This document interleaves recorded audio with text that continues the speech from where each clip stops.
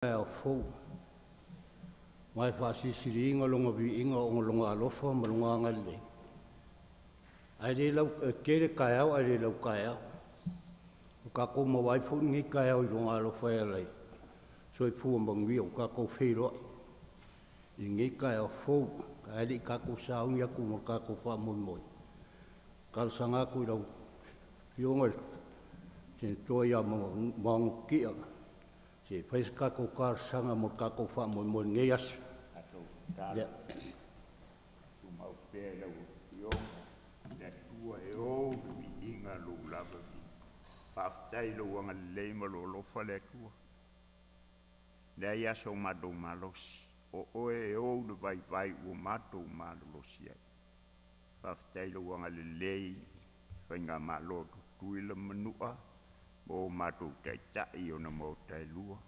sui awai lo falea o mato to no foi ai no Fono Faitulafono io na mo tai lua fa tai le tua lo wanga le ya tu la Manua mo tanga tanu mato man tua e pu ngatia ma mato man tua e o to esem fa pui mato man tua fo ye usawaina matu ula fo ina le tua sila fia e lau fio me mato talo lo mana fa malo lo fa mai i lo mato tai fono io no mo tai lua nase ngā luenga fa tau wa ole a mato fai el ne yaso mato mna umia lava lo nganga so ani mai mo mato talo ia maua nei fai ngā malo le mata tau ia te oe.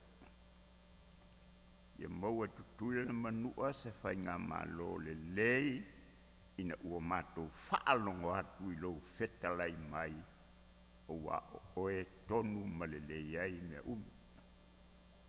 Tu pole aso ma la ua fio au matu se ma sala wha ma ngalo i matou.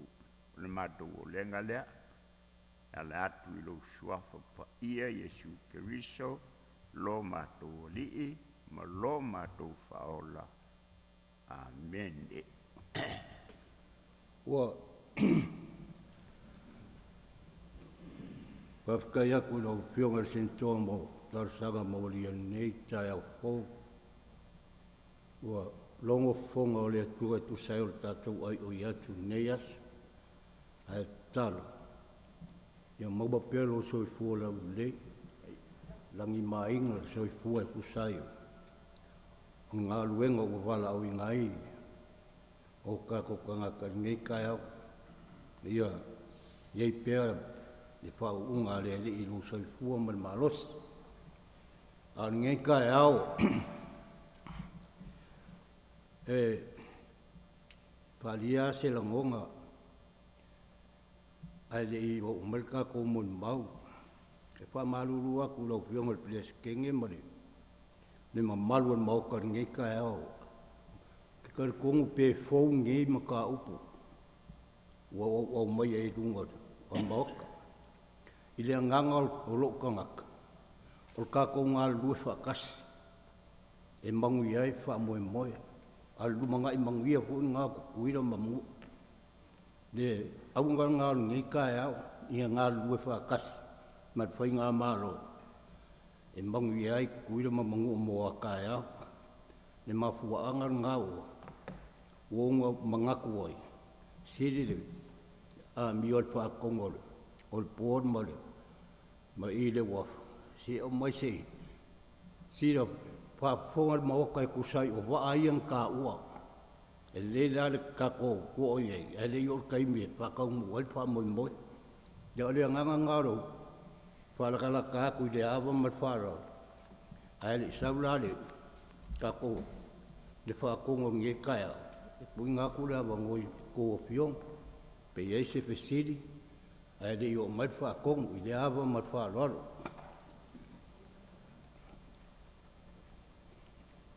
oi o kaya va arima o ke le sei su mai fa kong onga ma wai le kari wa ku sa nga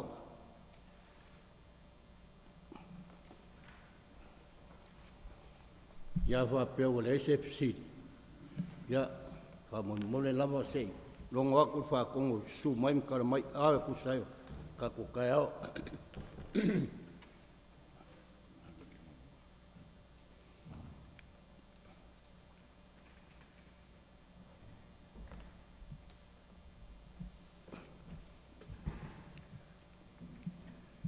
Ia, e whaero o leo whakau waa mwhonga kau mole le whionga presidente, sui presidente, tupu mai o lea tinu i lau sunga whaatonu. Nei tai au manuia, tai au pia, tai au koa i lea lofua ma leanga leo lea kua. Ka ko maua ngi kai au lo, maua perso i fua lau lei, i lau sunga whaatonu. E maise fua i waba ngoe le au maua. Sai ka ko mafkanga ngi kai au.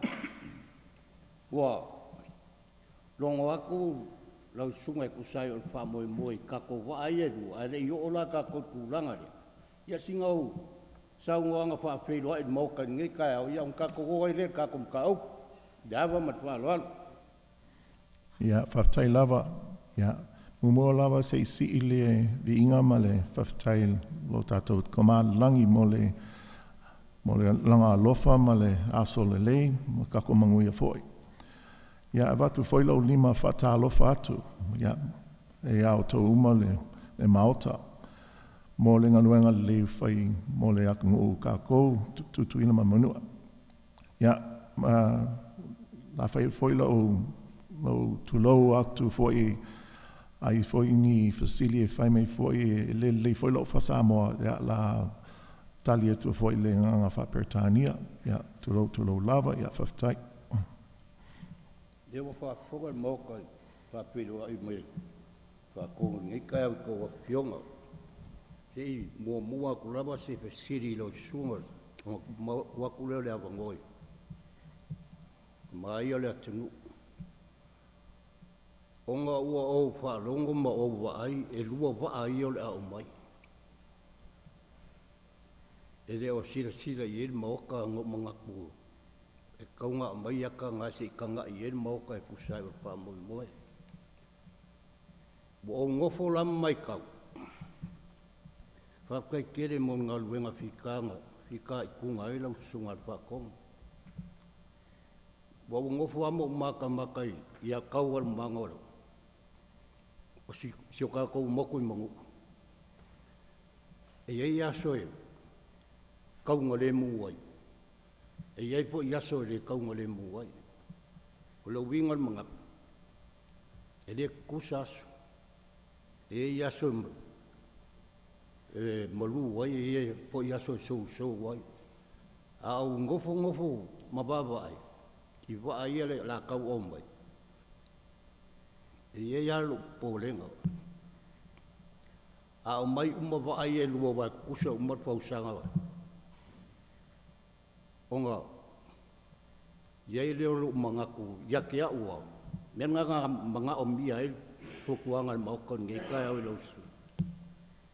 A mai wa ai e lo kusa pausang, sao ake. Onga, iai leo lo polenga. O lo polenga, o mea whela uai. Yake a ua ai e malo ulangonga.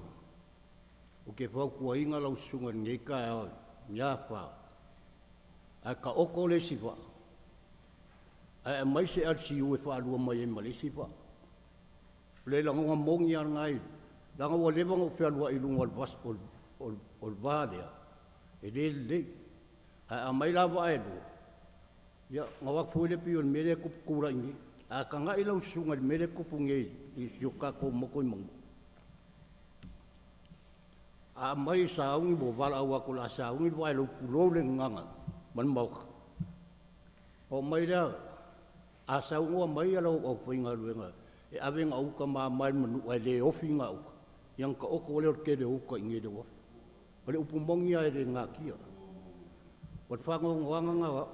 Ia le kia fwoi lau whainga ruenga. Nangai, o maru pui o kakou. O ka mau a inga e awi mangu. E maa fua ai, o le kia o lau whainga ruenga. A sawar ka mai Manua e le wapu. Ia ngā rai rua i pare. A e sira le lei mele kupungi. A lako Manua kai. A rua kukarkinga, e lako a ofi. Lupu mongi ai le pe alfa ia kala. E laku mangua kau I kai ngā leo a ria la umayuka. Ai a laku kariki ngā le yengi, le waa leo o lauri. E laku a ofi ngau. Mea ngai e wako isa ka sanga li sau nguan mauka. Te kau kua ngā maa oele, le kūlanga lea. Ia, le wa kalaku lea pongoi, fingaru kako mauka ni ngai kai au.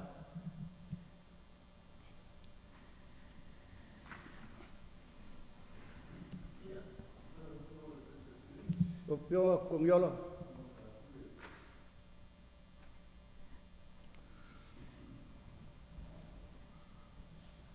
Patal fatu lo sunga Sene, ia, after fo I mo le avnoa, tufa ia il nemta uputa ua, ua fo ia le pangati o Manua tele. O le Manua tele, o le ane tūlanga o ia I nei ia le sālea, o mautu pea ia lona anga waa e whai malanga I le wao Manu'a ma tutuila. Ia, whaftai ma le fasili. Ia. O le Manu'a tele, o le awhi wa I lava le waa I mangua. O le eila le part, mo le part, eili part le waa le whakali mai Canada.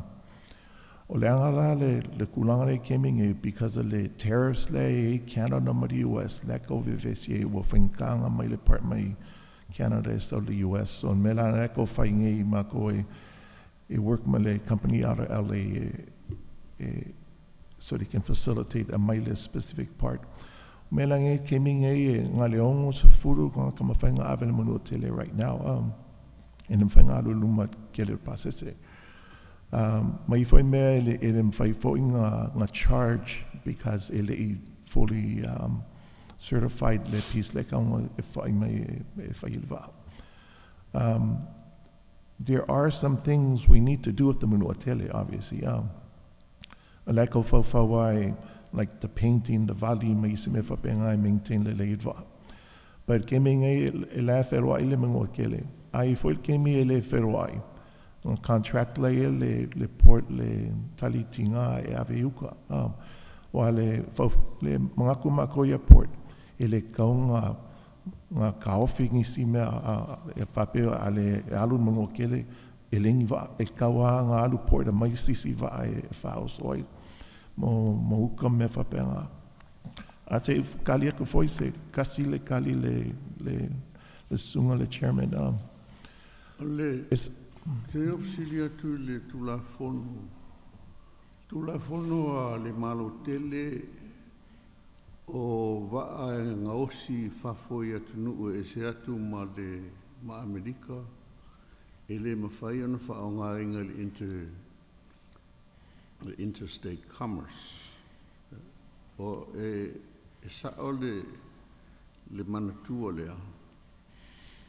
The foreign vessels, for interstate. Ia, o le waa leo le tali ti ngā sa fausia Indonesia.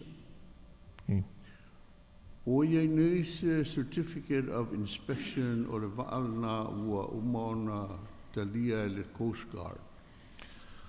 So, le fai le Coast Guard inspection mo waa ia fe waa ia tali ti ngā foi. O kako o le fisili e afo I tu sao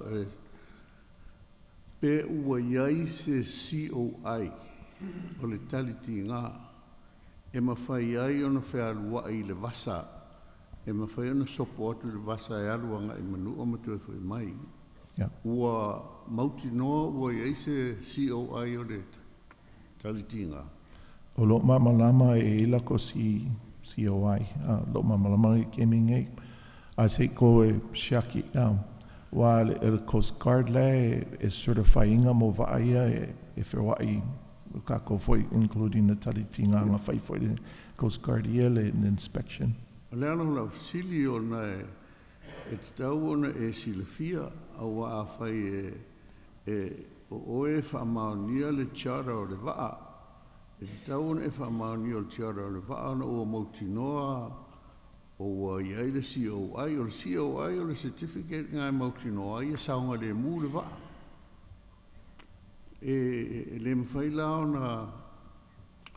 ona tau ao le soifua ma le ola o tangata o le atunu uilunga o se waa e le eise COI. O te fia vai au ua au mai se kopi o COI o le taliti ngā ua umana whaamaonia e le Coast Guard e saunga le murwa a mo le lauina o pasese. Aua o lau wa ai le wa e le ise mea nono foini pasese lunga le wa lea. A tonu e tala whengai mo uta ia a o pasese o te langona e le tala whengai. Se o toi fo tua i le Manu'a tele. O le lei umawhia lua o le Manu'a tele pe a malanga i Manu'a. That's my understanding, le uma afia lua, because there's a minimum ele mwhainga whelua le va. Ia wa leo o fisiringia le umawhawhau po le ale mea walai o na whatapulaa le a whai o tangata e mawhai o na nofo i ona a lau whapasese. O le ale mafuanga walai o na whatapulaa wa o lo o le pasese alwa lea e au i le lua se lau. Ai o leo whaalongalongo atu, o leo whatapulaa, o ina whai al tapulaa le onos furu na il taimilini.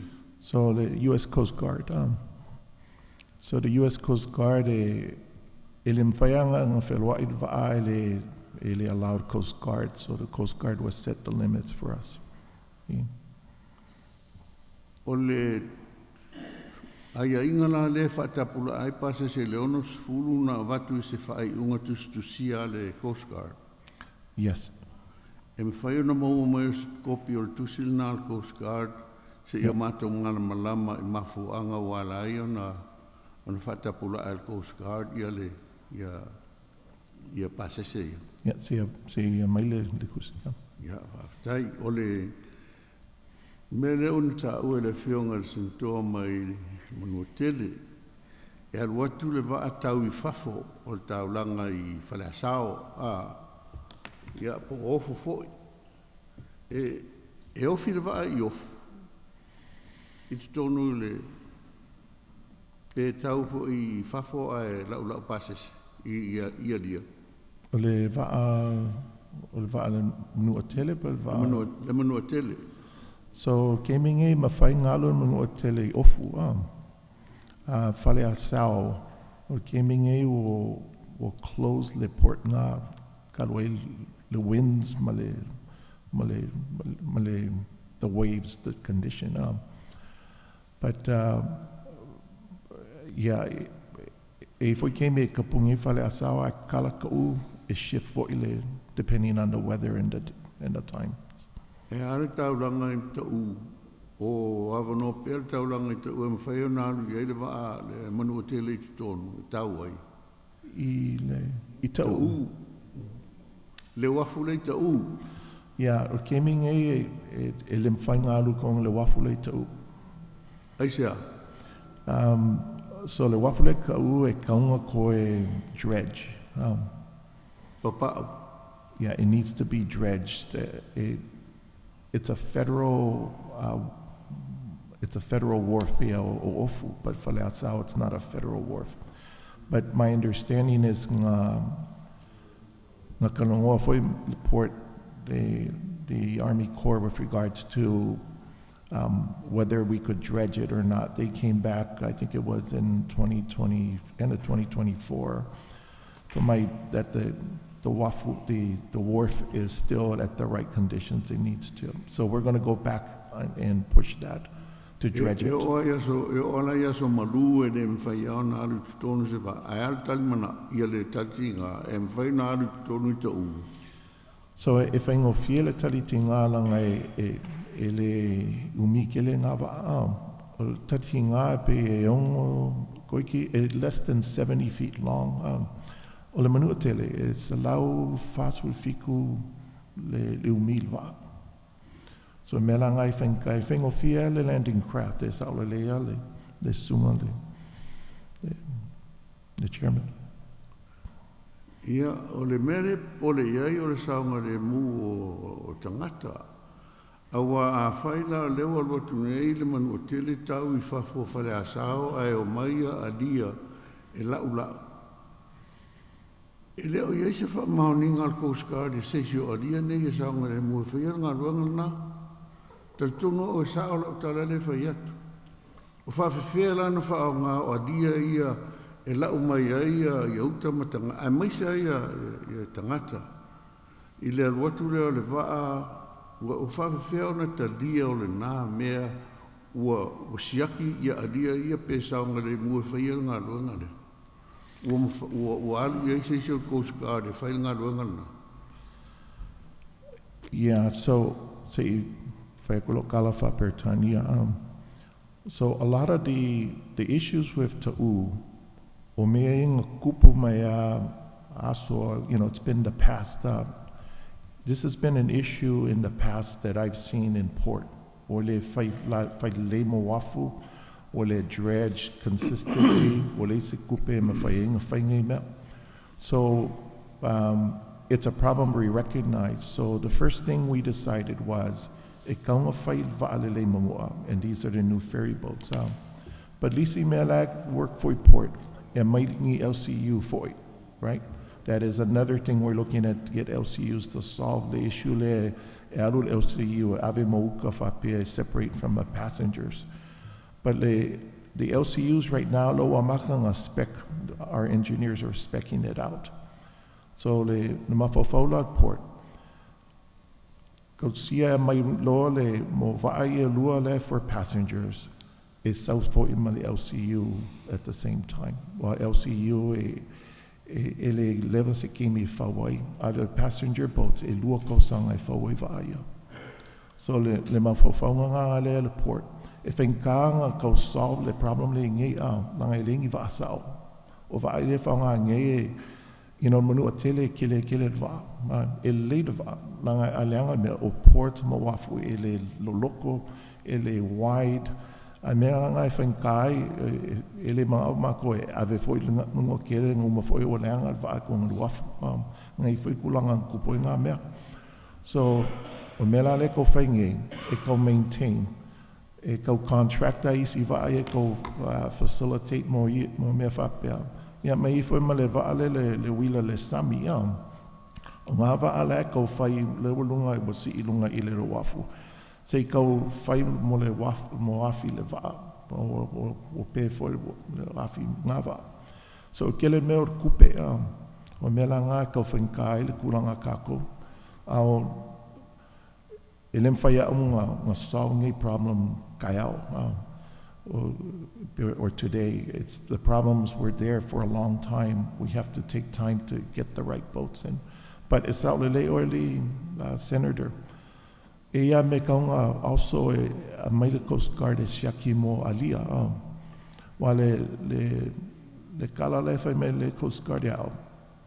Ea mo vai alia they haven't gotten to inspect them yet to the extent that we're talking about.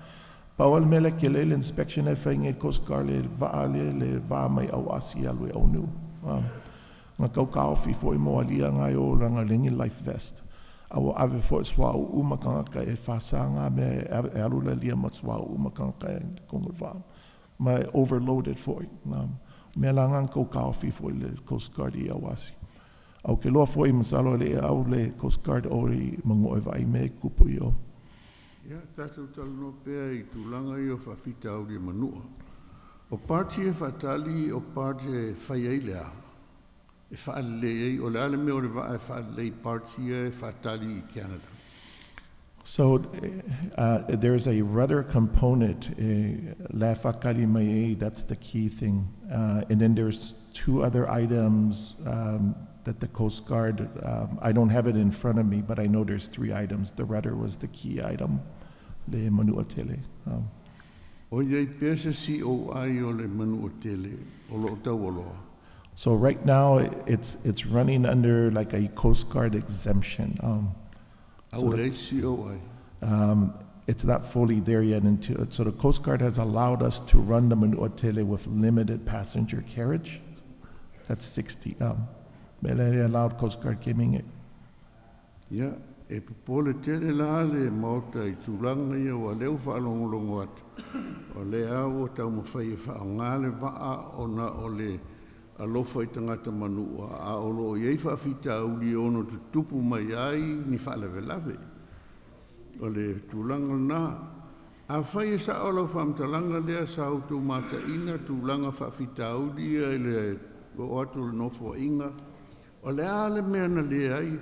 E matua le ai a se tupe na talusanga ina e le malo e whaapea e fō I ai se mea o whaafita auli a Manua. Ai sea.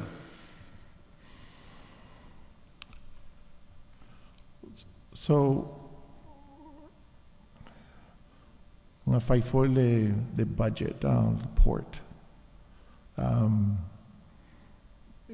Ele ke le foi se kupe ngā moa port e whaime whapea. So port is looking for other funds like from the federal government and mitigate some of these issues. Like there is a reimbursement we get from the U.S. Department of Transportation for maintenance of the vessels. But we have to spend the money first to get the reimbursement. So whaingala nga, and then whainga gets a reimbursement ale se kupe umua e ku'unuma. So, o kupe ngā whetulale la tau. Pea whai tārsanga ina I ala ngā tupe nā, a tupe whaaloto I whale. O leo e mori maumanino e o atu o tō I tonu. O lo o ta oto ai le tele o whaafita auri a mai isi no fua inga I tuhatu. Lea lau o tō I loa I ei whaafita auri mo le saonga le mua le waa, saonga le mua tāulanga. Wa leo o tō silfia. Ai au mai nei le tupe whaasoasoa o le lua afe lua sifuru ono e le ai ama se sene tasi o whapea mai e fia whaalelei me I Manua o na ea awhia li sanga le mū o le whimalanga inga o waa ia e ono a whaina ai le tunu ia waenga le tunu ma ona tangata. Ai sa o matua le ai asmea ai mantul tatu I leilo ilonga le ne tala no ai le motor ne il tau sanga utunai na mai ai le no fo inga mo ni mau fe mai e ele surprise ia a faila na ai ni tau tupe fasili ai sa wa le fa mo ele sanga le mu o tangata nu o manu o tele o le fe I va ia wa o le wo e te tala no manino Nau tō atu o tō waia whale tonu ia na tuina mai isi no fo ingai tō atu e leo ni me whaula e te teimili nei. O mea o tō silafia. A o lea le aise a wala e tasia o vai atu. O leo ta oto mai I lau whina ngalo I fofuanga o leo whaini. Ia a alfisiri le lana I loo mawhawhau. Pe aise ana le au mai ai te tono le talofa tupe le lua afe lua sifulu ono. Seisi vai ngā tupe e fō I ai le mele ina I saunga le mū tangata o le o motu I Manua. I whimalanga inga ia. Lea la uwha anongolo atu. Uwha tapula ai le Coast Guard. O lona winga ia. Mele no pole ia. Lea la ua maua e le ese o ai au le whimalanga ina I le whaatangana le tū mau a le Coast Guard. E lea se mea le leile nā e lo nofo atu. O te langona whapena voi la fio atu o le. Fionga I sentoa mai se ai o sentoa mai Manua. Awa lea alona winga e whealua ai le waa e o loo whaale tonu. Alona winga e la matia le soifu o tangata. I whaale tonu ia. Ia ai tatia ia o le ua te oto mai le whingalo e whaatai la fionga te komiti mo le avnoa. O pionga Sene o lau saunoanga.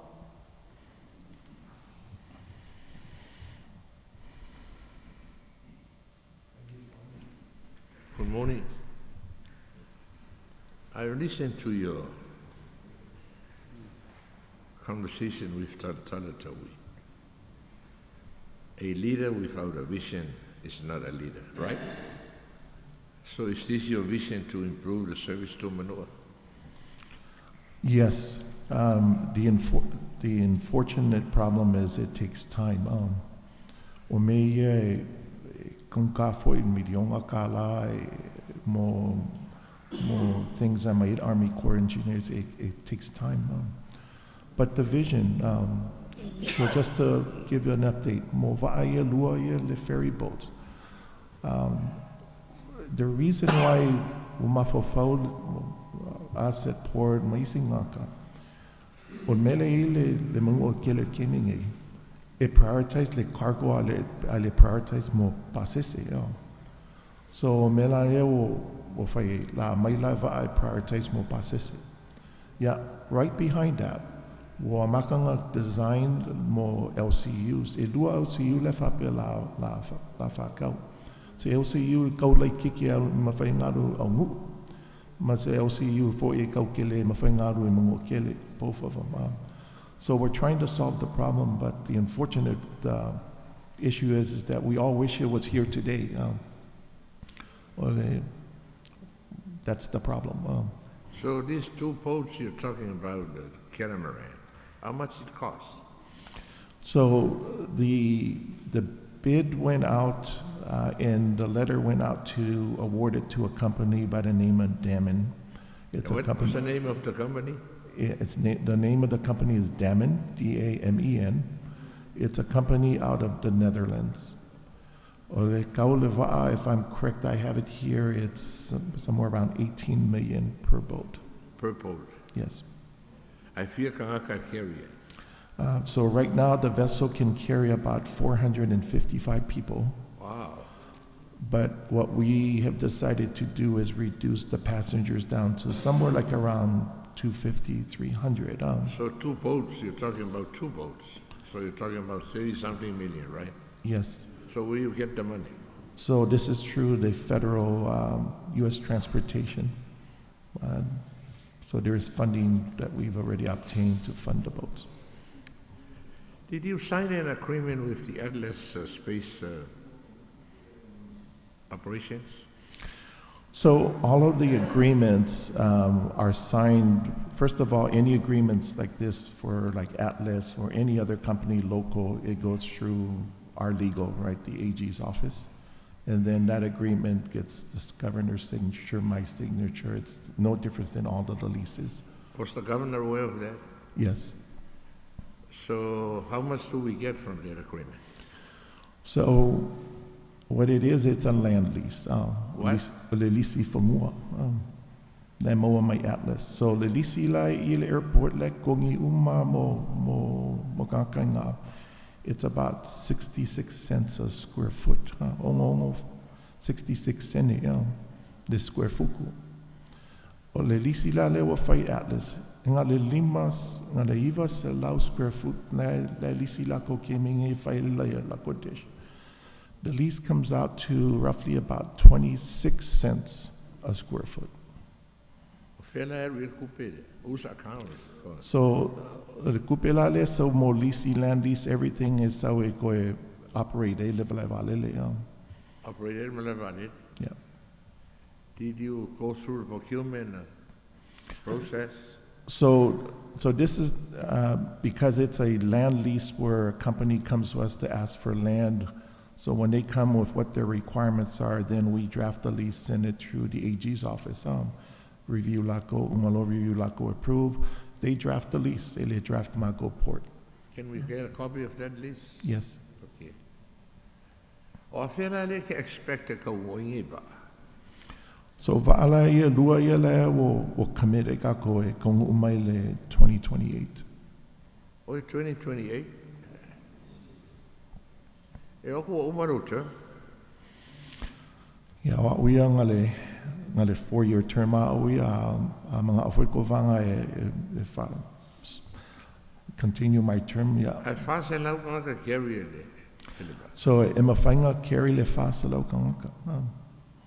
An mela le la reduce le seating lalo somewhere like around 250 to 300. Na I kele fo nga ngofo E o file ko mo fale asao. So the difference mo vaaya o le mungo akele le draft le require le mungo akele I think it's something like 14 feet 12 to 14 feet. O le draft le vaaya 4 to 6 feet. Ele require la vaaya le ngoko kele le wafu. Any of the problem there, Kobo, Barney, whatever a dredge here. Yeah. Fa'alo loko, fa'alo kili. I think I'm fighting men who live on a solved problem here. Fight on what happened? No, it's not really or they request a dredge. I may fully funding the federal dredge. We're talking $3, $4, $6 million. But the federal government came back, this was I think 2 years ago for my require the dredging because they're federal ports. Safe. But, particularly le mele sawele wafu from the beginning now. Like le mo ngadu. Ongai ngakang dredge le fo. So. I'm sorry. Are they good? They still running? Yeah, so gaming Manu'a tele ole sailele, no not the sailele ole isiula ole vaai lua lenga mai Hawaii mo tugboats ia lua ole lenga mai foi.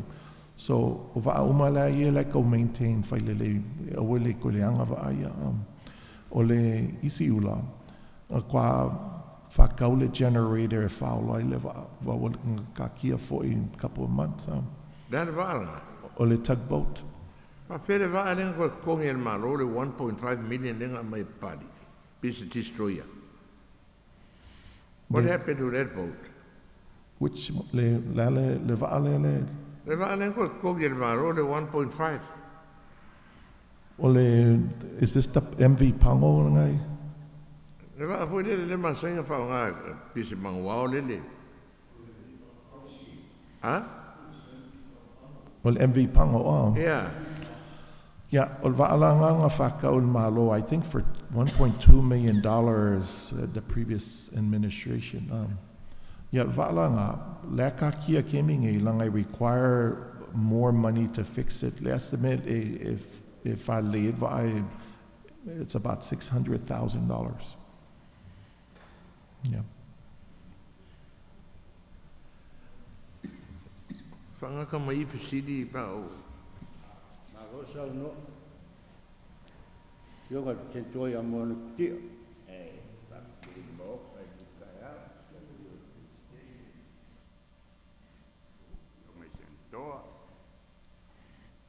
Alipa.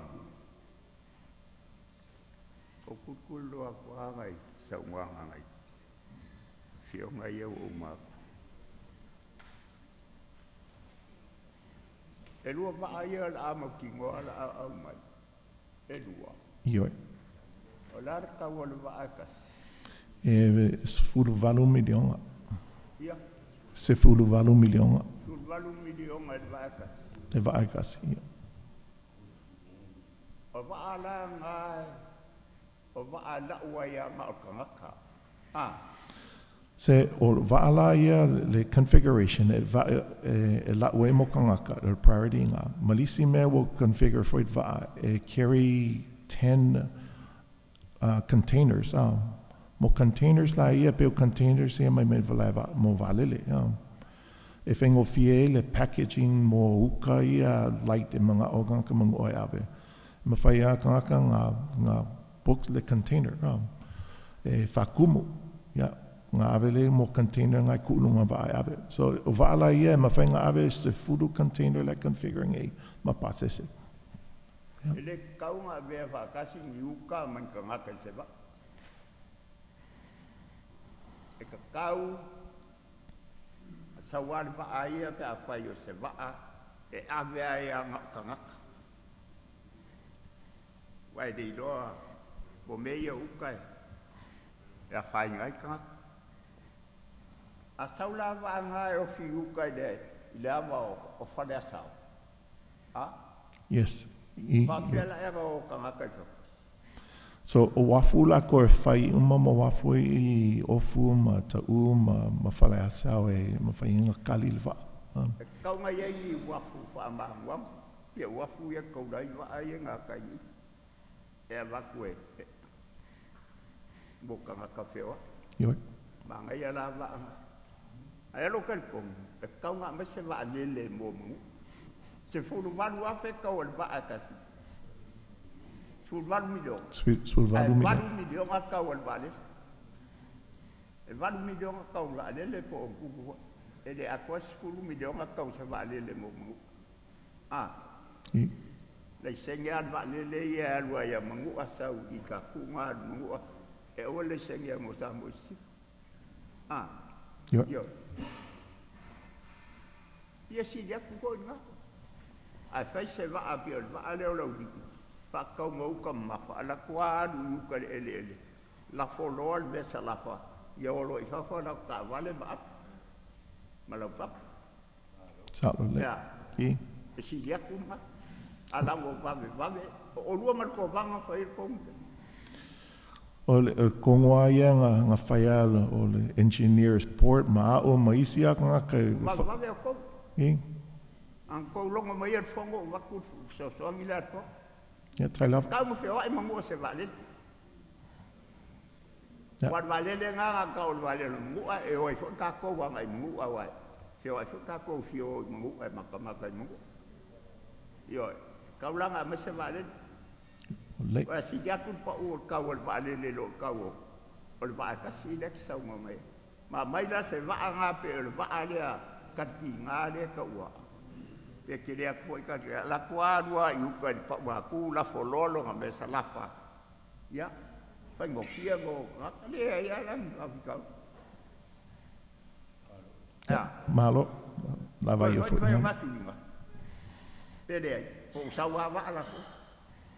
I'm sorry. La le facili. A ka fi si va a fa ku me ye fo ku ko fo. Ma nga ya la ngal va le nga ka ya mangu a fio a ya de Manua. E fio ai fo I ka ko le fio preske ni. Ka ko ma mangu le ya mangu ya ku kuila le mangu o le va ke le nga se le mangu. Le ala umal langi waka kele loa me atrambu ya sa ngei lo po pa ba se po mu mai am ka ko an ngei ya fa le ko mu wa kwa le va ke yo ele fa ngo fie ya la ko a sa lo me ya fa ngo fie lo ko fo I uma mu ala e fa ola ko fa le sifo ko ma ko fa ko ele mangu am ko mau le ye mau ya aku pe fa le o mo foi si ala ko walo fa ya ko ko ka fa ole mangu ya la fia ngi ka ya o ma lo so no lo piongo le piongo ya kuto so no Barney o ma ai ne sa no ai ta materialize po lu to sangat lo mana o lo mana mi e Manu'a se ma e ave yuta fa tasi fo intangata o le we sa no ta o ni lo wa to le temporary CO ai in pain no fa nga le ba ale Manu'a chele in pain ave na lo su tangata le ese problem menga e to te tangata ma sa ni no ba an mem na mia te lo o ne to lu masina e le to ya lo Manu'a chele yuta I pala sao e ave tangata yuta ma ave yuta o ma saina o walu I na o me ave o ai ngol mato ai Manu'a amata mai a au kuso se tema te sanga lentia le lem fai e Manu'a challenge o yuta o le priority number 1 nga tona tu yelo ma lo fingalo awa le tau tuina o le moto Manu'a a tele me ia le te sa no ai nei ele te time materialize mai se te mina tala te mai le umina le la no foi Manu'a le fain fa tino le fainga malo nei tau tu o Manu'a tele o le taitina ia le talina si o ai le pe mon a foi le faina ave space se ai le ma fai foi o na le na ave se lifi ave la luta al Manu'a tele o Manu'a tele lo fa tu ina il moto Manu'a a wai alu yuta I fale asao e leo le e ma fai o na alu yuta yofu a fale asao ya ele ma fai na ave yuta foi e pailate wa ele ma fai na o na alu le foklifi lunga sami ele mai luta mai tai E amo mai tangata i o tu ilunga le alia na mai le yuta. O le tau sanga atu Manua Tele, e mena o mia le fisoswani ngā tau tua nā le malo o leo na o mia teimi nei.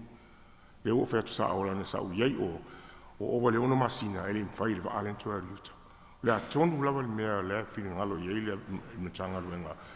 O se problem o le wa alea le mwhai ona iei le se rudder po le a lawa le mea le tupu. Po le traffic o po le dredging o le tū lea. E tauna e sau no sa o mai po le a tonu le mea le tupu. Ai fo ia whawhita auri lea. O leo e sau noa se fulwalu miliona tau wa aia. E le atos tau se miliona e whai mea ia le tata noa i whaina tau tua le moto Manua. Ioi. O le tau sangaina lau sunga tu mai le wanganga i le tau tua ina moto leo whai fo isi na leva na tangi mai Manua i le tau tua ina mea le tala noa tuai. O lau whisiri nai lau sunga. O le ases mea e whai le whainga malo. E mawhaiei o na whaatino Manua Tele le whaina alu yuta. E se mea o le anga o le waa lea reina le whainga alu yuta. O le limited o le pasese e se mea o iei wai le tō tele nsangata e o le waa. A le waa e whaina pi le wafu. E whainga ofi ai na whera wai yuta. Le asa o tala le mea. Yeah, so o le Manua Tele ma le part le kaufakali mai Canada. O le part na order mai a last year. It is whapes me ngā o whakamalai mako i port. O part a ngā loa mako la whaile inspection, Manua Tele ngā whaile pre-inspection, identified a part ngā order ala ia last year. But the delay again, the tariffs here between the U.S., the transit, le part le sau. I think that part we have it where we're going to resolve this particular issue in the next few weeks. Is solve le part nga kawa mai. But we have deployed everybody. Just to let you know, I'm heavily involved in that as well. So, but le Manua Tele, just to reiterate again, we're operating under what the Coast Guard authorizes us to be able to operate. Afamaya Coast Guard they will tell us. So we're running under that exception, and we're also cognizant of the safety. Melanga will limit the process down to 60. Le approve the Coast Guard. Now, with regards to mo wafui I ta'u mafale asau, ang ai fo iso milionga kala o ke lakwa kupe ai Mailo Construction Company fai o ke fai. But if in California, because we have to go through the Army Corps of Engineers, alu through the process, it's a lengthy process. So in the interim, I'm a fayanga contract short term, or others. Another option for port is to also look at another boat from outside quickly. So ikila option that go kan but lemela. We have to manage our money and our budget.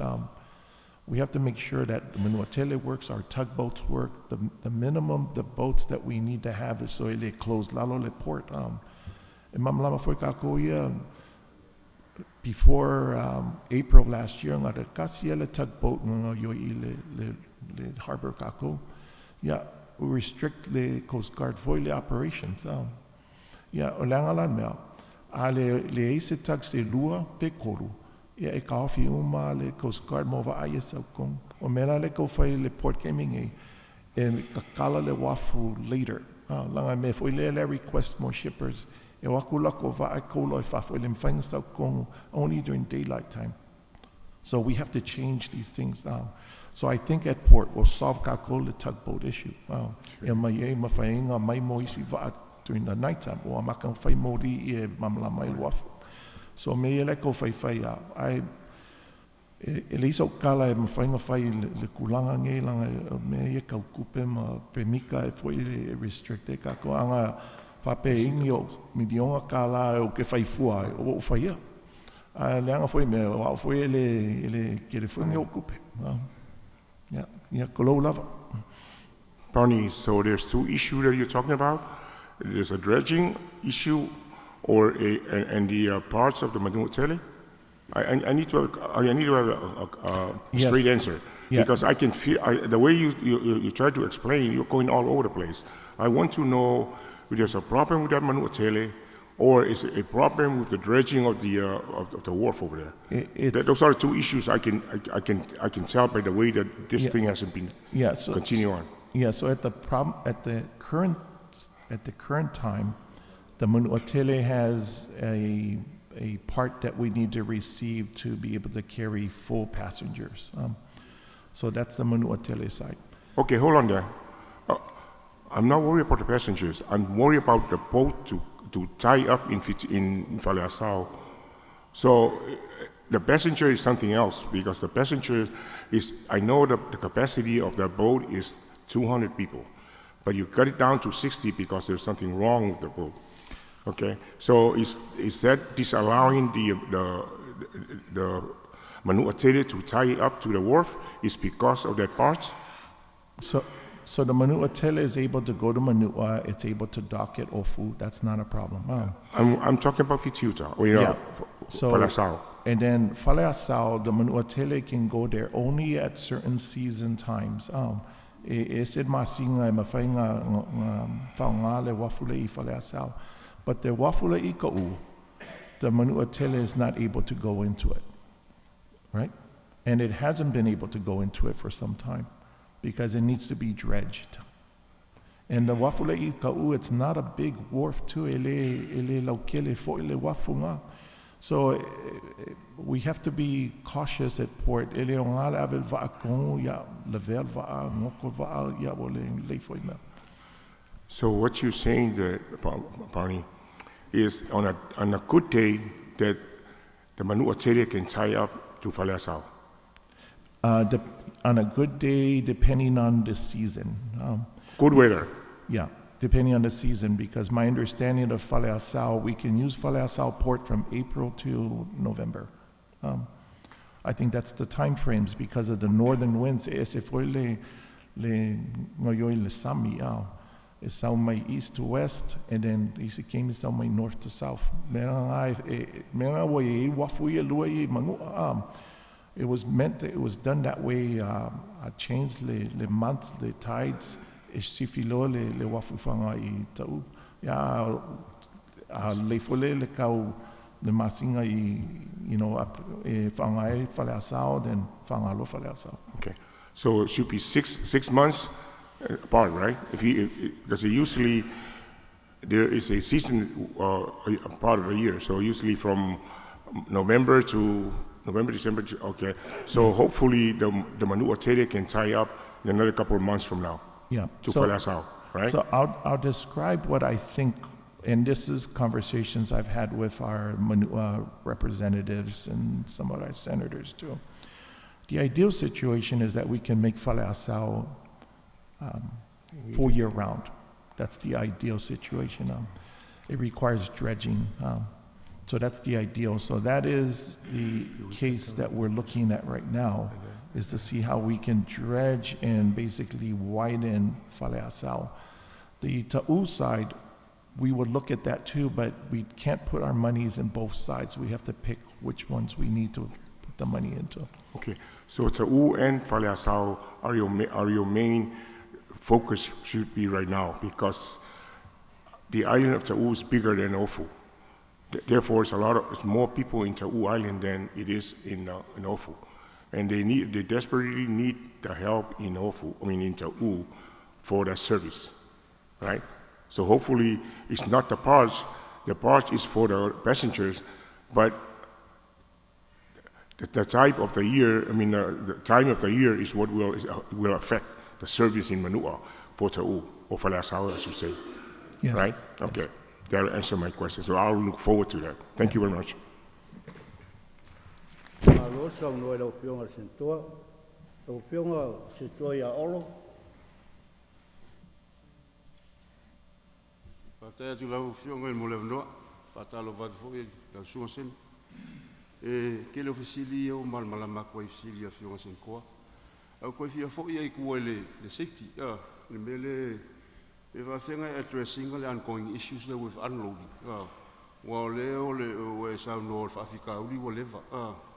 ke me kula mai foi o ko o le va fa fika uli le so e seems to me foi le se prioritize foi le ku le vale o Manua le a me se safety o kanga ka finga solo e o le foi la mai ka ko va fo wi ka sul val milion al ka o le va a le foi le addressing le fa fika uli le o i dredging o wafu ia so can you find from lama mai pe these new vessels in Failang solve the problem le So, ore kupe e whakaue mo vessels ia e allocate le maloke le Amerika just for the ferry boats. E le mwhailanga reallocate kupe e whaue ingisi mea ngā waa me le allocate ai. Ia manguila ngā Manua o maua kupe e maiva ia. O waala ia, unfortunately, e lua kausanga e whaue waa ia e le mwhainga whau masinga kasi ia. So, o le allocation a ngā waala ia la whaaluluma. Ia, o lisi la fufuanga whai, la spec for mo LCUs. E mawhai, so le LCUs la le kau spec, e le ngā le ave mo uka, o uka ka ua. Ai, e kaunga spec mawhai ngā ave passes me salo e ongo pe lua. And the reason for that is, e mawhai e le malo kele ngā kongi le maintenance mo waa. Longa a carry mo passes ma fine malo killing or reimbursement kongi the maintenance mo va.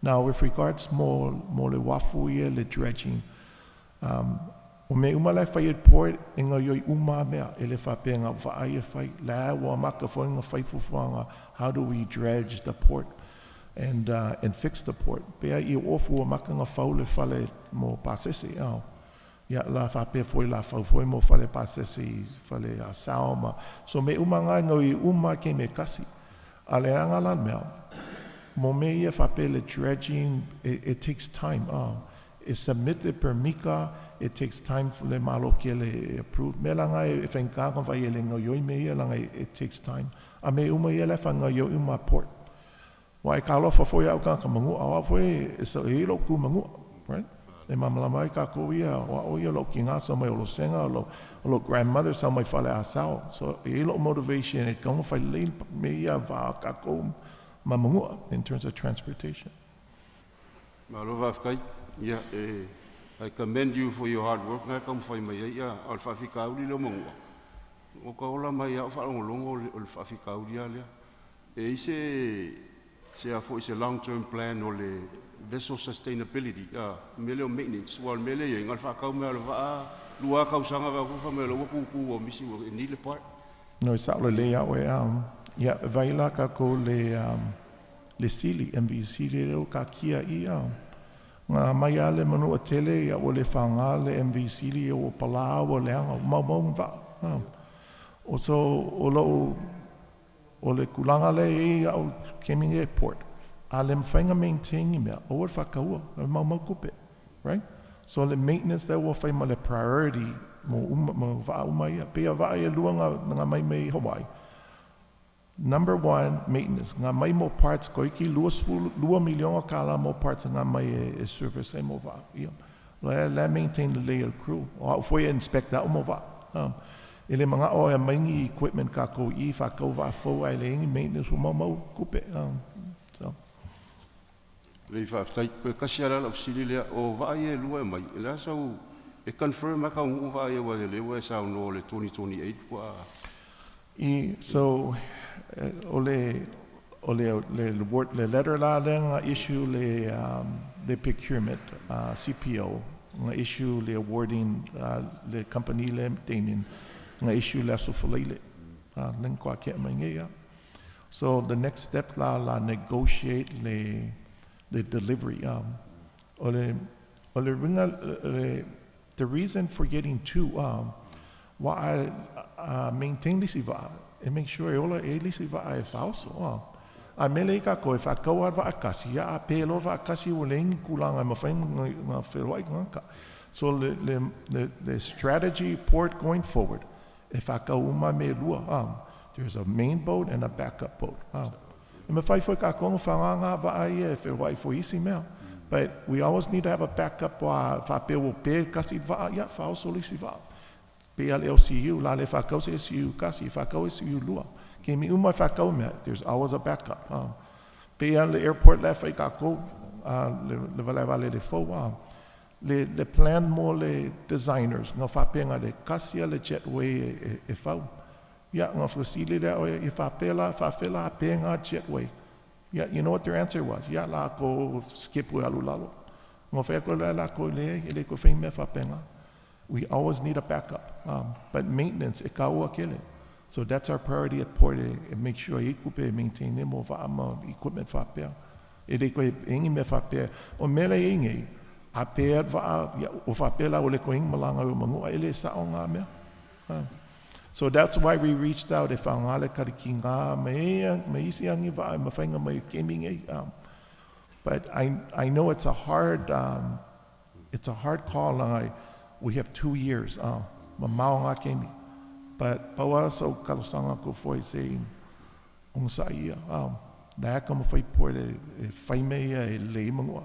O foi wo ko ngu mai iwa. Ia wale ko whaing kala whape ka koe o ma whainga kala o ka koe numa. Whape o ka ngoa pe how often e alu wa ai Manua. Wan mele ka whai ma koe keming e mo wa ai fo. I le ko ing me whape ngā kasi le voyage alu le week. E alu wa aso uma. Kasi ape kasi ngaka e alu aso uma. But the reason for that is to make sure that the people in Manua know that they can always have transportation every day. That's the strategy. Whaftai chairman mo leo. E lo pionga sentua ngā church. Ja, van limne fiatua le fionga presidente. Ta lo foi malu fionga sentua, ia kai lo fionga te komit. Kau fiua kau popo e polan mele e sango i kau ke komik. Ele na fu kau kalango ia Manua. Ole besidio nga ta ua la u whanongolo. Ele se mkau pufou me le whai Manua. Porque le o kovanga ngomai me Manua. Ele usua vinga la ko le problem le whai Manua. Me wala ka ko ni aso le karango ka ko i polisi mai mau folo me. Ai o ngai fa fonga me fa ton o me le mga o Manua o awale o i Manua. Po ala wala ka kamilong ia ka. Le karango ka ko i va a fe fola va fa fenga o va. O la ukal ko la u ku ala lo o fe mo le waf yo ale le waf e o al pau e kasi le ama e fai ngal boy ale ukal ngoka ko i va am ka o va nga mai folo va ka ele me fai ngo ko ngi Manua i or kala le si Manua voi le vai o le vola ke va ku la u po la lo i lo fe ngal fa ton fai mo se me yo uma mo bua o le me ka fai mo bua fai le waf i le waf a mangi va e mawhai ngō aku e o so skemi. O bon mene yengi. Le nara mai va, ai leanga le wafu, i le mwhainga alu Manua, le mwhainga ave kangaka, i le mwhainga ave uka. O le mena lena tupunge. O mai Manua ngofonge, o Manua fio, o Manua o i Manua ngofo ai ma, whau a inga ma whau ko ma lo i lei, alwhamlawe. E leo lei a wala. O e le mwhainga ave ngi, i kero uka ria ave rungu sa walele. Pa wal kanga kai o sol vale le ngarula ya ele fenga lu kanga kai o i Manua se longa ave umanga u kai ang sa we ave ko sei ai ngam fai ai mala ai ala tu ala va ku lo sunga faton fai mo mo le waf e anga fai le waf i ko sanga kele lo ke fa pengelo mo fui uma va o mo mai ala nga ka sanga va kala ngo ke ka ko ku pem policy ale se mo ku pai. Dai ama se mea. Au lau kau sanga. Whai le wafu. Ia le lei mo mo le wafu. Inga whiwa lo ka ko whewai. Mo koe foi Manua o me o lo o mo wai Manua. Nga ia kulanga lei pagora o kwalat. Kau sosangi aku i whai pule le. O senkoa le. Sa ngoa ia o Manua. Ia le ia se mo kupu. Ia man whalar. Hello. Paro sau noa. Lau pionga lebu mo sau noa. Kai aku lo fionga kai komiki mo lo Manua. E kasi o siri lo fionga faton. O va ai lua ka ua o ngi va a fo, po ngi va a kuai o lai o fa fo. So va ai lua lela mai o va fo. Ngā le mga opoi e whakaungi wa a use wa e whenkāwho inga maintain. But e whandu umal malo kele, kulanga langa e mai mo wa a fōia. Whaftai, tairawa, Chairman. Maro saunoa, ua pela wanoa pe ese. Kasi o sentoa e pia o saunoa.